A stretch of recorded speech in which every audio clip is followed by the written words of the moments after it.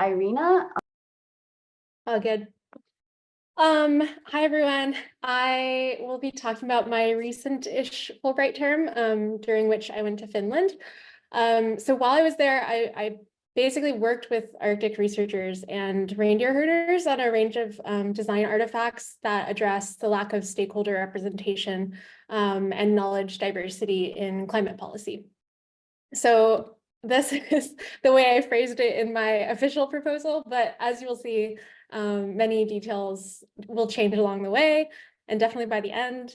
I also want to acknowledge that this is perhaps a bit of an unusual art and design proposal, or at least I remember not being able to find many examples of previous RISD proposals, or honestly like any proposals that mirrored what I felt like I wanted to do.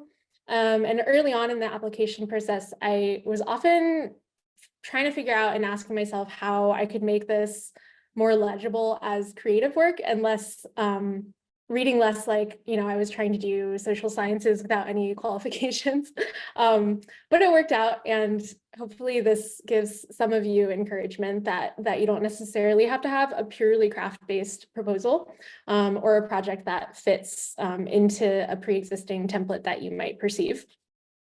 So for that reason, I'm going to focus my time today on more of the application process. And then at the end, I'll sum up some day-to-day living and working stuff. So to give full context, I'll start way back and say that it actually took me a while to finally apply for the Fulbright, even though I'd been thinking about it since like 2015, 16. And back then I had graduated from my undergrad degree in London, and I was so excited about the prospect of a Fulbright that I think I misinterpreted that excitement as a feeling of being ready. And I went down the path of starting an application. I even asked for reference letters, but it started to all feel like I was kind of grasping in the dark for the sake of getting to do a Fulbright rather than applying for the Fulbright for the sake of doing a particular project for a particular reason also. So luckily I was able to kind of step back and acknowledge that disconnect, and then I just put it on pause. So when I finally did decide to apply, it was after my graduate degree. And it really felt full circle in a satisfying way. So before RISD, I was working on endangered language revitalization through the lens of typographic design. And then what brought me to RISD's industrial design program was seeing so much overlap over the years. And as I did more projects between this language injustice and social and environmental and political injustice, and just really wanting to zoom back out and contextualize design within wider systems of consequence. So the Fulbright was a really wonderful and unique mechanism for me to recombine areas of interest and work with both of my old and my new tools. And of course, I'm not here to judge whether you are all ready or define what that means for anyone but myself, but I just did want to say that for myself, it did a lot of good to sort of stop and reassess over and over again, what it meant to be motivated and what my intentions were at various stages of this very long, as you can see, application process, which is way longer than the actual project itself when it finally came around. But that waiting, I think, ultimately made for a much stronger application. And this idea of patience and timing, it ties into this thread that I'll mention throughout today, which is how to make sure that you're not rushing in a way that results in extractive research. So about affiliates, I would encourage everyone to think super carefully about the communities you would want to work with and how to reach out to them, especially whenever there's an inherent power imbalance in that dynamic, as it was in my case. And so, ask yourself what they would be getting out of your presence and participation instead of thinking, about our arrival or our project as an obvious gift because it's the most interesting thing for us.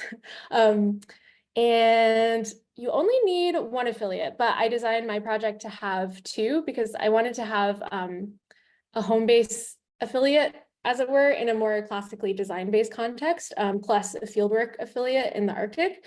And so one affiliate was the head of Notice Sustainable Design Research Group at Aalto University's Department of Design. This meant I was based in Helsinki for half of the Fulbright. It was a good fit for me because they shared a lot of the same design theory frameworks, and that also helped my application feel more like an art and design project. I had also always wondered what it might be like to go down, like fully go down the academic route and get a PhD in design, which is not so common in the States. And in this research group, there were a lot of, I mean, it was mostly PhD students and postdocs that eventually, were able to be my friends and share their experiences.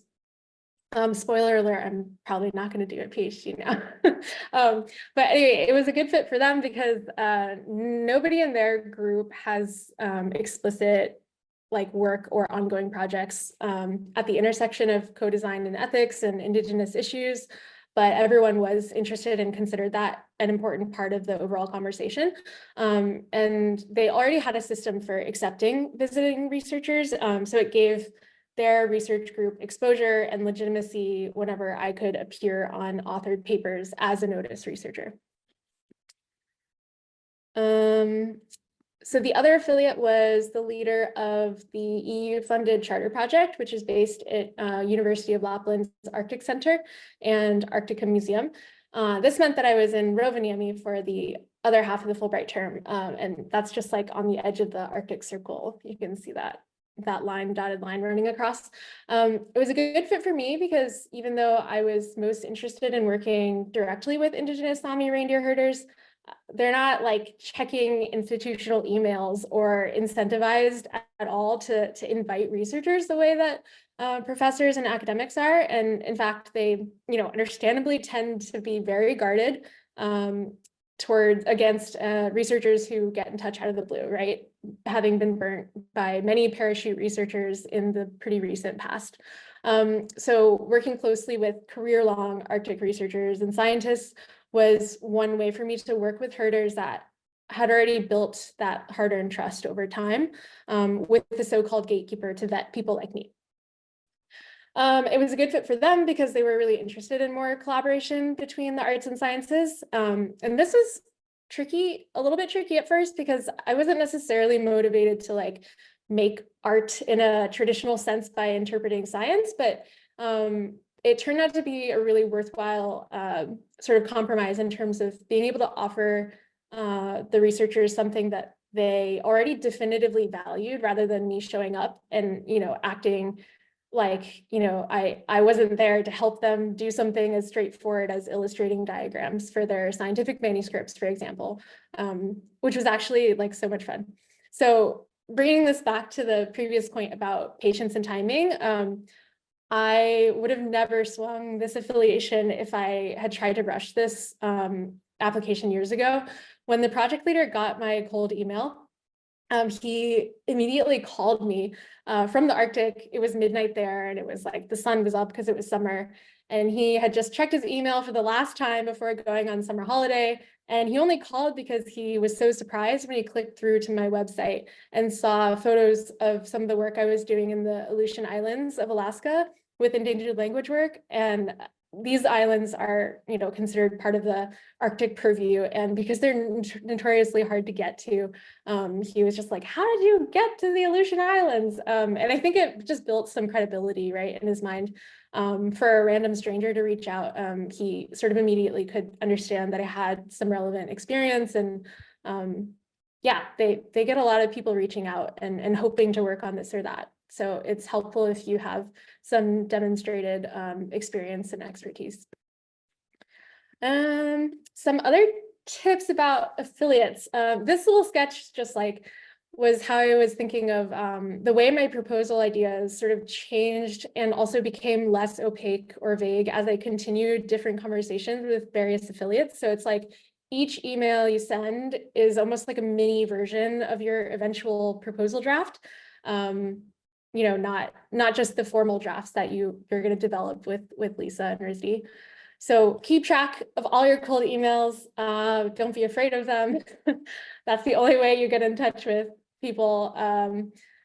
Org maps honestly helped me a lot keeping track of who I was talking to, who I already emailed, how they might already know each other. And once you start to map out that landscape, you can start to like spot gaps or like hotspots more easily. This was already said in the video too, but be super conscious of other countries' vacation times. I got pretty lucky and I caught like most of the folks I was talking to a couple weeks before they would then go silent for months. And then another thing I wanted to know is sometimes I got sent in circles because of the interdisciplinary nature of my stated project interests. The art departments, like if I emailed someone in an art department, they would often be like, I think you should get in touch with the science department.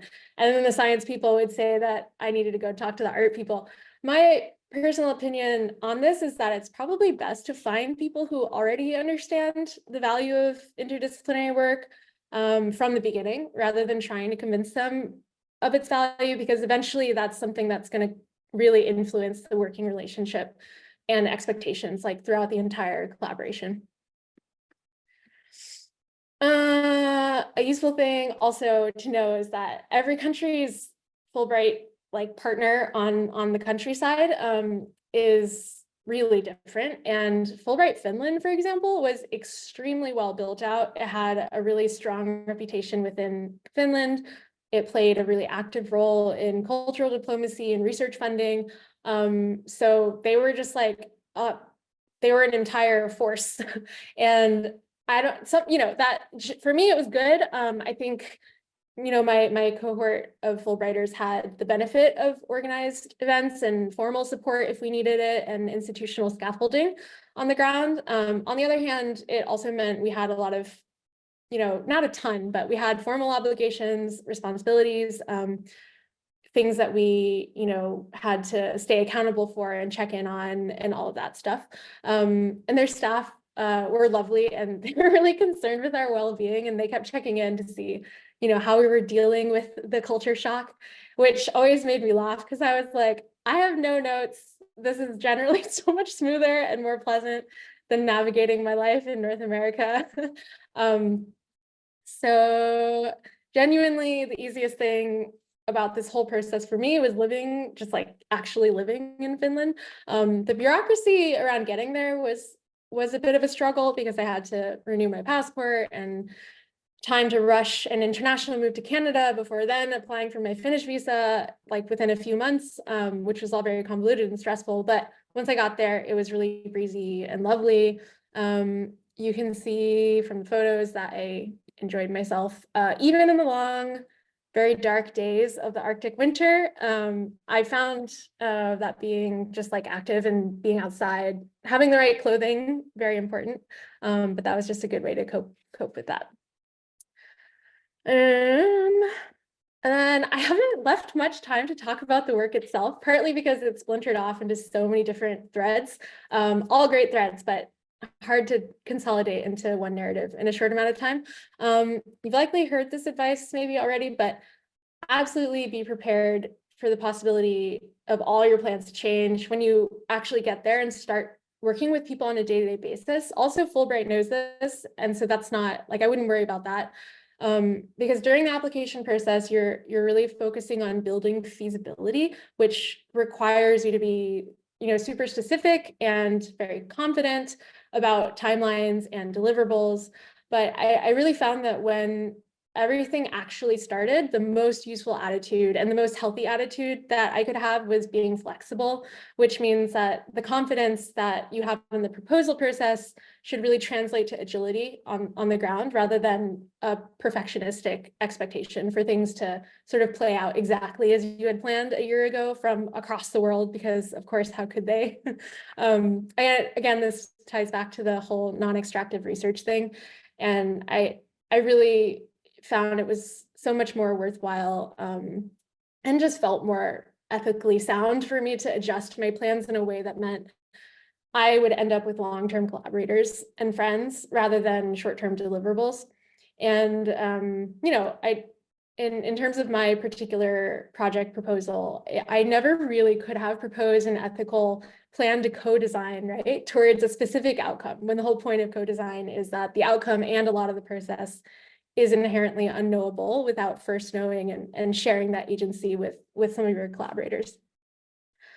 I will end on the happy note that a year and a half after the term officially ended, I'm still in very regular contact with many of the folks that I work with. I was invited back in October of last year and attended this amazing reindeer roundup in the north, traveled to Tromsø with the project team. I was going to play one of the videos, but I think it's going to be fussy, so I'll just wrap up now.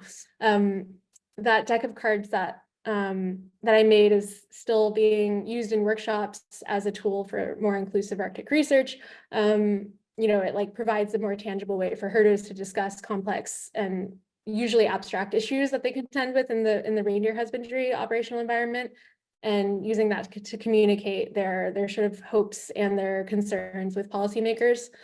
The story map that we made about Tufja, who's a Yamal herder, and his family, is going to be installed in the Arctica Museum. It went on to be a finalist in the ArcGIS competition, and I just presented it in December at the AGU conference. I have a few manuscripts in the publishing pipeline, which is another funny thing I hadn't planned for, but because peer-reviewed publishing is like the currency in academia, it became a really valuable type of output for the people I was working with.